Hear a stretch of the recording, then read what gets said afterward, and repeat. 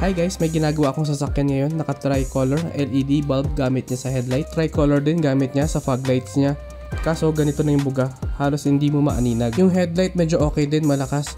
Pero yung fog lights niya medyo mahina talaga. Saka ito may aquarium pa. Sinukatan ko muna yung headlights niya. Umabot naman ng 800 lux at 8 meters. Ito nga pala itsura niya sa likod nung nakalas ko na yung headlights. Naiipon kasi mga dumi dyan pag umuulan. Dyan tumutulo yung tubig. Yung loob din ng headlight niya pinapasok din ng tubig sa kaalikabok. Di yata masyadong fit na fit yung rubber dust cover niya dun sa kanyang bulb. Kaya tara, initan muna natin to at mabuksan itong kanyang headlights. S40 by LED projectors ang nakalagay dito sa kanyang headlights. 3 inches at clear lens lang itong dumating ngayon. 6,000 Kelvin yung color temperature niya. Pero dahil TIR or prism yung kanyang projectors, mas madilaw yung hotspot nito. Gusto kasi ng client natin yung long range na projector kaya ito yung nilagay natin. 70 watts per projector nga pala ito. Porsche design na shroud ang nilagay natin para malinis tignan. Hindi makikita yung laman loob ng ating projector pagka sinilip sa gilid-gilid. At para na rin kunwari ginawa ng professional. Nag-refill nga pala tayo dyan ng sealant para mas maganda yung kapit ng ating lens cover. Idilig muna natin tong tubig na galing sa kanyang fog lights. Q8 by LED projectors naman ilalagay sa fog lights. Gusto kasi ng client natin na plain lang tignan pero malakas ang ilaw kaya ito yung nirecommend natin na ilagay. 45 watts per side, may high beam function din siya. 3000 Kelvin, golden yellow ang color. Test natin kung gumagana yung high beam. Custom mounting brackets at pwedeng i-adjust yung taas or baba ng tutok ng kanyang fog light. Medyo matagal gawin ito sa van kasi pagkalas pala ng headlights nito, inaabot na ako ng 30 minutes. Pero kita nyo naman, umabot tayo ng 2,900 lux para lang sa low beam nitong headlights niya. Sa high beam naman, inabot tayo dyan ng 3,800 lux at 8 meters pa rin. Kasama na dyan yung high beam na ating projector fog lights. Yung fog lights naman natin, umabot siya ng 1,000 lux at 8 meters. Ginamitan natin to kanina ng tansyamometer or yung ating laser leveler para maitapat sa tamang level yung kanyang cutoff lines. Ginamitan din natin ng asymptometer yung headlights niya para ma-aim na maayos yung step ng cutoff lines niya. May super grandia ka rin ba at nabibitin sa ilaw ng fog lights at headlights mo? Baka ito na ang sign na hinintay mo para mag-upgrade. Ina-test drive ko muna yung sasakyan para ma-check natin kung tama na yung aiming at alignment ng kanyang mga ilaw. So far nagtagpo naman yung cutoff lines ng ating fog lights sa lower step ng ating headlights, which means tama lang yung ating alignment. At sabi ng client, kahit fog lights lang yung gamit ay pwede na. Wala din na silaw or nabulag na kasalubong habang gamit niya yung sasakyan.